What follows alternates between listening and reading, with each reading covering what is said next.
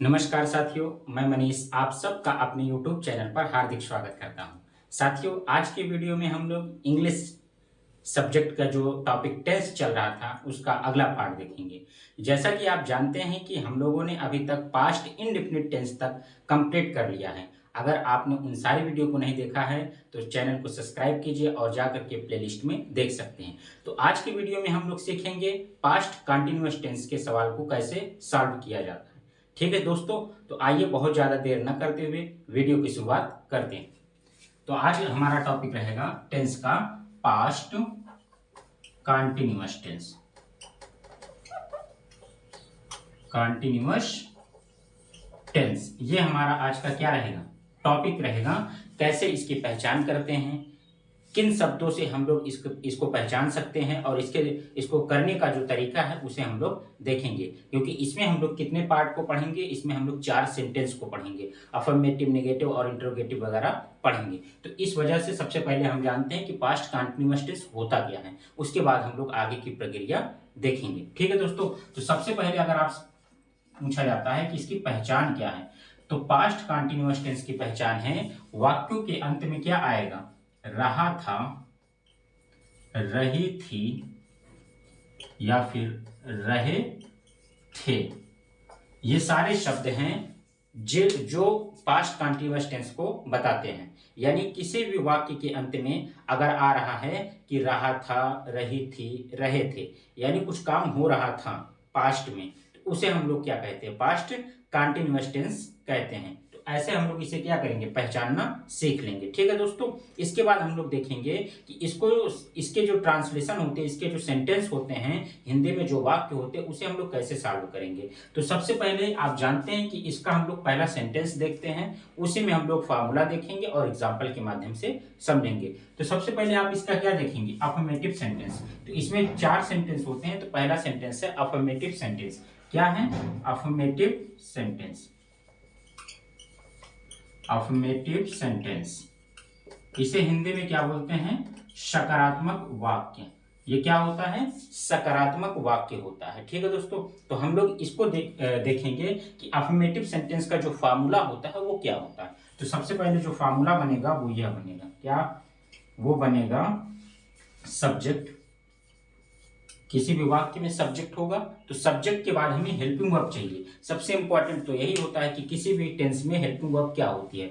तो past continuous tense की जो हेल्पिंग वर्ब होती है वो होती है वाज या वर। क्या होती है, वाज या फिर वर।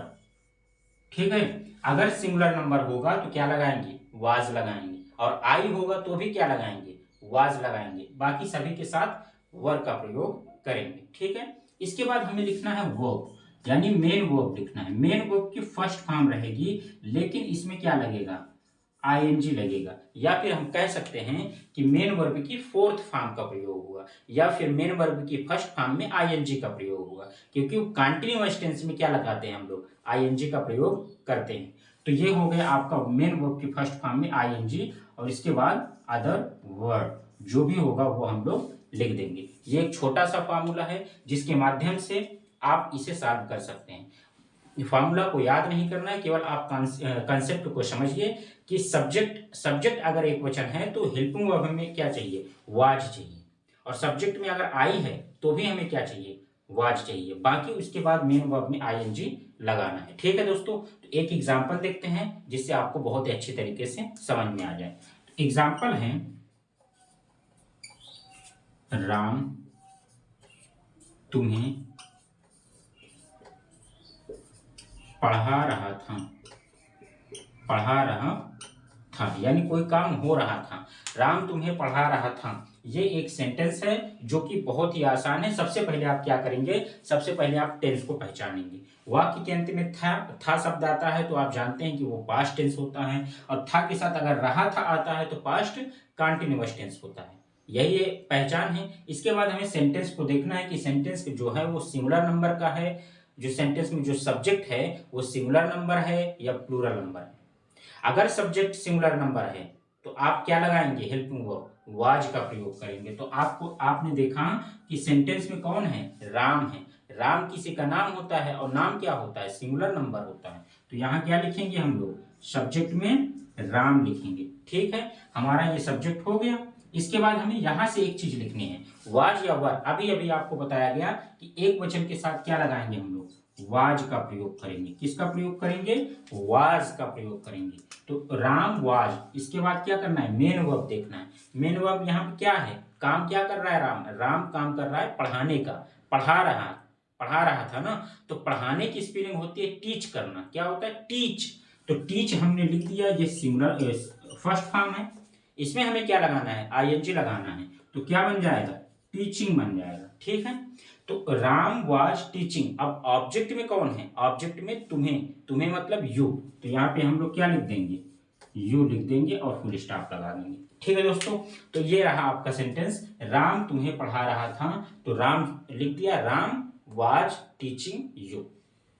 ये आसान तरीका, इसी माध्यम से आप बहुत बड़े सेंटेंस को भी क्या कर सकते हैं, सॉल्व कर सकते हैं। केवल यही तरीका है। ठीक है दोस्तों, एक एग्जांपल प्लूरल नंबर का देख लेते हैं। तो दूसरा एग्जांपल हो जाएगा आपका,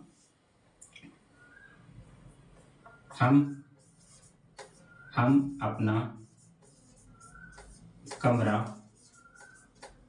साफ कर रहे थे, साफ कर रहे थे। ये रहा सेंटेंस। किस टेंस का है ये, था आया तो पास्ट टेंस, रहा था आया तो पास्ट कंटिन्यूअस टेंस। आइए सेंटेंस के सब्जेक्ट पे। सब्जेक्ट हमने देखा क्या लिखा हुआ है, हम का मतलब होता है ढेर सारे लोग, यानी बहुवचन का ये है, प्लूरल नंबर का है। तो हम की इंग्लिश क्या हो जाएगी, वी हो जाएगी। क्या हो जाएगी, वी हो जाएगी। और बताया गया सब्जेक्ट अगर बहुवचन होगा तो क्या लगाएंगे हम लोग, वर का प्रयोग करेंगे। तो क्या हो जाएगा, वी वर। अब मेन काम क्या है, मेन काम यहाँ साफ करना, यानी कमरा साफ कर रहे हैं ना। तो साफ करने की इंग्लिश क्या होती है, क्लीन होती है। क्या होती है, क्लीन होती है। ये तो फर्स्ट फॉर्म होती है, हमें कौन सी चाहिए, चौथी फॉर्म या फिर आईएनजी फॉर्म। तो क्या लगा दें हम, क्लीनिंग कर दे, आईएनजी लगा दिया। क्लीनिंग किसका कमरा, अपना कमरा तो ऑब्जेक्ट है, इसी पर तो काम किया जा रहा है। तो अपना कमरा पे काम किया जा रहा है, तो अपना कमरा ऑब्जेक्ट है। और अपना की इंग्लिश हम के साथ क्या लगेगी, हम के साथ अपने की इंग्लिश होती है अवर। क्या होती है, अवर। जैसे आई के साथ अपने के लिए माई का प्रयोग करते हैं, ही के साथ हिज का प्रयोग करते हैं। सेम वैसे ही वी के साथ अपने के लिए अवर का प्रयोग करते हैं। इसे आप बहुत ही आराम से समझिएगा, वी के साथ अपने के लिए अवर का प्रयोग करते हैं। तो क्या लगा देंगे हम लोग, अवर। और किस चीज की बात कर रहे हैं, कमरे की। और कमरा क्या हो जाएगा, अवर रूम। ये रहा फुल स्टॉप। ठीक है दोस्तों, देखिए हम की इंग्लिश हो गई वी बहुवचन है, इसके साथ लगा दिया वर। वी वर, काम क्या कर रहे हैं, क्लीन करना। क्लीन में आईएनजी लगाया, क्या हो गया, क्लीनिंग हो गया, मेन वर्ब हो गई। इसके बाद अपने कमरे की इंग्लिश लिख दिया, अपना कमरा का होता है आवर रूम। आवर क्यों लगा है ये आप समझ गए होंगे, क्योंकि सब्जेक्ट में कौन है, वी है। अगर सब्जेक्ट में आई होता तो यहाँ पे क्या लगाते, माई लगाते। अगर सब्जेक्ट में सी होता तो यहाँ क्या लगाते, हर का प्रयोग करते। बात समझ में आ गई, कैसे आप सॉल्व कर रहे हैं इस सेंटेंस को। ये रहा दो एग्जांपल, जिसके माध्यम से आपने इसके बेसिक्स को समझ लिया है। किस टेंस का, पास्ट कंटीन्यूअस टेंस के अफर्मेटिव सेंटेंस को। ठीक है, हमारा अगला सेंटेंस होगा नेगेटिव सेंटेंस। क्या होगा, पास्ट कंटीन्यूअस टेंस का नेगेटिव सेंटेंस। नेगेटिव सेंटेंस, इसका मतलब होता है नकारात्मक वाक्य। इसमें कुछ नहीं, बस केवल एक शब्द जुड़ जाएगा, नहीं। और नहीं की इंग्लिश हमें लिखना है हेल्पिंग वर्ब के बाद। ठीक है, तो एक फॉर्मूला देखते हैं क्या बनेगा। सब्जेक्ट लिखेंगे, इसके बाद हमें वाज या वर लगाना है, और इसके तुरंत बाद हमें क्या लगाना है, नॉट का प्रयोग करना। और इसके बाद मेन वर्ब की फर्स्ट फॉर्म में आईएनजी का प्रयोग करेंगे, और ऑब्जेक्ट या फिर अदर वर्ड लिख देंगे। ये रहा आपका फॉर्मूला। एक एग्जांपल देखते हैं जिससे आपको एकदम से क्लियर हो जाए। तो एग्जांपल हो जाएगा यहां पर, राधा उसे नहीं पीट रही थी। तो ये रहा आपका सेंटेंस, रहा था रही थी आ गया। इसमें एक शब्द दिया गया है नहीं, तो आप ये समझ लीजिए किस सेंटेंस का है, निगेटिव सेंटेंस का। टेंस कौन सा है, पास्ट कंटीन्यूअस टेंस है। वहां से आपने पहचान लिया होगा। ठीक है, आइए एग्जांपल को देखते हैं, सॉल्व करने की कोशिश करेंगे। सबसे पहले क्या देखेंगे, सब्जेक्ट। सब्जेक्ट में कौन है, राधा। और राधा क्या है, सिंगुलर नंबर है। क्यों, क्योंकि ये किसी का नाम है, ठीक है। और सिंगुलर नंबर होगा तो क्या लगाएंगे, हेल्पिंग वर्ब वाज का प्रयोग करेंगे। तो यहाँ क्या लिख देते हैं हम लोग, वाज का प्रयोग कर देते हैं। तो राधा वाज, अब हेल्पिंग वर्ब के तुरंत बाद क्या चाहिए, नॉट, तो हमने क्या लगा दिया, नॉट लगा दिया। मेन काम क्या है यहाँ पे, पीटने का। पीटने की इंग्लिश होती है बीट, और इसमें क्या लगाएंगे, आईएनजी, तो क्या बन जाएगा, बीटिंग। और किसको, हिम, बीटिंग हिम। हिम मतलब उसे, यहाँ पे हर भी हो सकता था, यहाँ कंफर्म तो है नहीं कि उसे लड़का है कि लड़की है, तो इस वजह से आप क्या लगा दिए, यहाँ पे हिम लगा दिए। तो Radha was not beating him, Radha उसे नहीं पीट रही थी, ठीक है। एक एग्जाम्पल बहुवचन का देखते हैं, जो कैसा होगा, कौन सा सेंटेंस होगा, नेगेटिव सेंटेंस होगा। देखिए दूसरा है,